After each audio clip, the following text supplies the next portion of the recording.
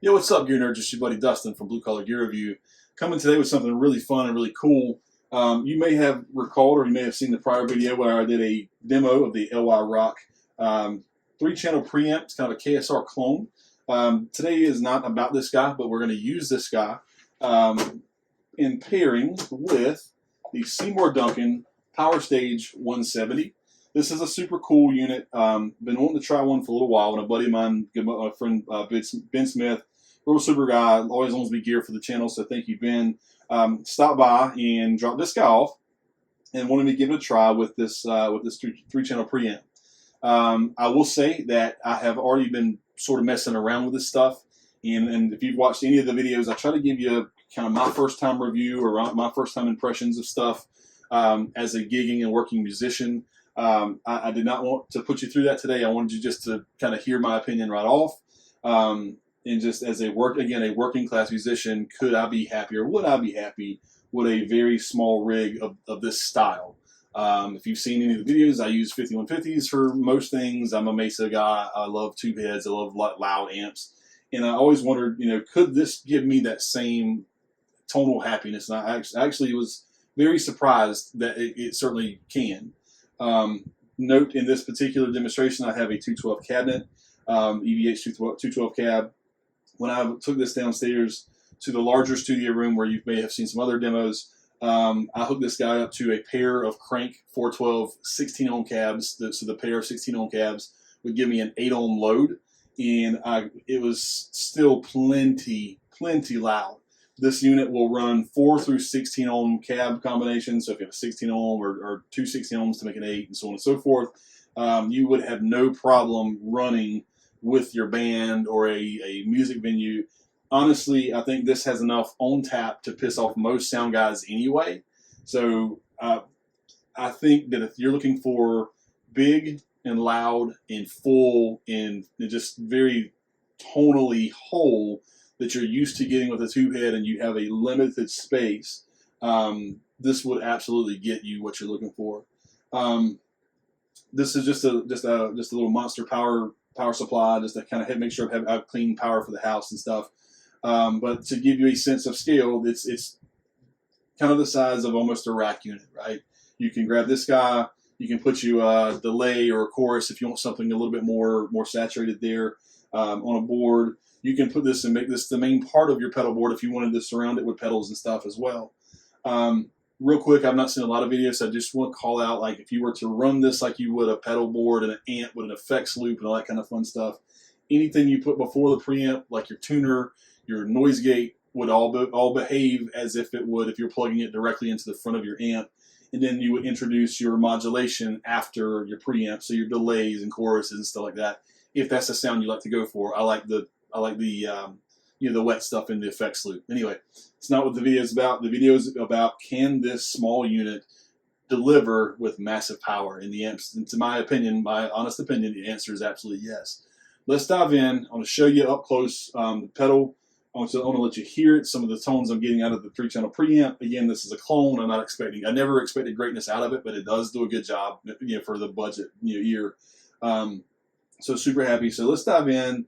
And hope this is just more so educational and helpful for you guys if you're on the fence about wanting one of these things, building yourself. A lot of guys call them fly rigs. I'm not flying anywhere to play a gig. I'm play a couple states around me, but I'm not, I never see us on a plane or anything. But if I had to get on a plane and not have to worry about a rig, I could absolutely put together something like this and go from there. So let's take a closer look, and then let's dive in and get some sounds. All right, guys, real quick, just a close-up of the actual PowerStage itself. Got some pretty self-explanatory features. We're going to just dive into them just so you can see them up close. You have a low or a bass, a mid, and a treble selection knob. Dial in some more of those if you need those characteristics for your tone, and then your overall level knob. This is it's pretty much just as self-explanatory as it can be. This is how much volume it have. It does have a cooling fan on the bottom of this thing, and as well as some ported vents on the side to keep it optimally cool for you while it runs. And then on the back, it's pretty straightforward as well.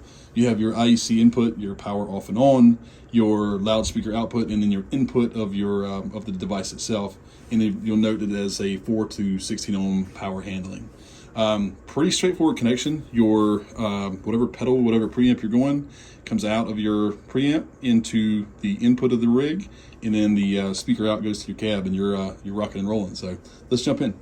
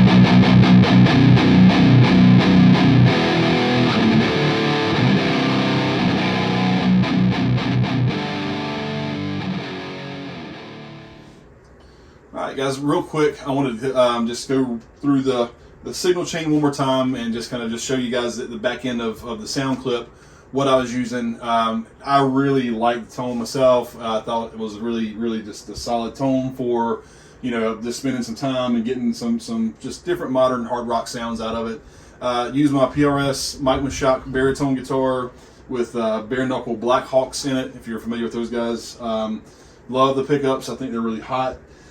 The PowerStage, I sort of dialed some of the EQ a little bit as I kind of got to kind of hearing it in this room, but I still think it was really clear and articulate, and I think that there's a lot of usable sounds here. The LY Rock does have a clean channel. I've kind of cycled through this in the video as well. But it's got a clean, and then if you can see the lights or the LEDs during the channels, the channel changing rather, the dark blue is more of a rhythms channel, and then the light blue is more of a lead channel. But you can sort of dial them and change that if you wanted to use one versus the other. That's just to kind of switch in between the two. Again, is it going to replace the tube amp for me? No, it will not. There's certain characteristics and certain just hints of sound in tube amps that I really enjoy. Certain nuances, the dirt of the tubes and just that extra gain that you kind of, it lives, that demon and that monster lives inside that power amp in the overall power tube section. I think that's important. That's special to me personally, and I'm sure other guys may feel that way as well. But the purpose and point of this video, again, I try to be brief with giving you as much information in a concise, consolidated format as I can. Will the PowerStage 170 run you out of a room? Absolutely it will. It's loud. It's plenty loud. It's got plenty of bottom end. It's got plenty of body to it. It's got plenty of tone shaping ability.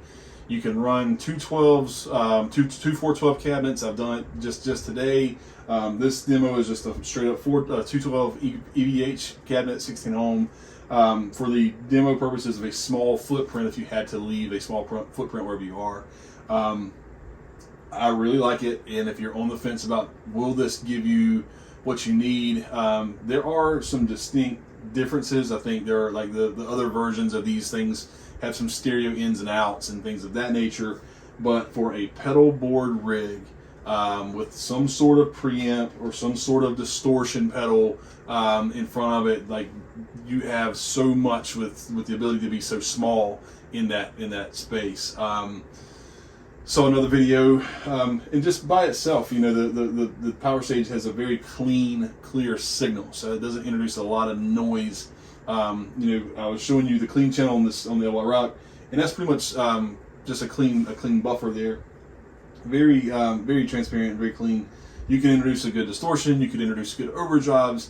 You could essentially run straight into your guitar if you had to, into the cab if you're just playing clean stuff, and it would still work just fine.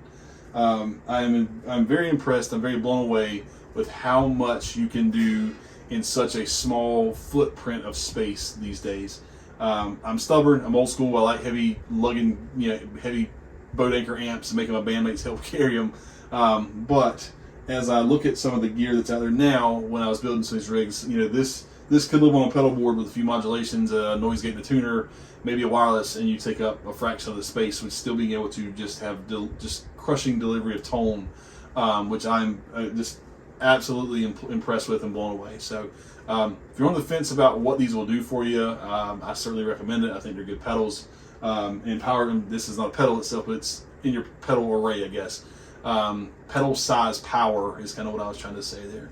Awesome unit, and it's plenty loud.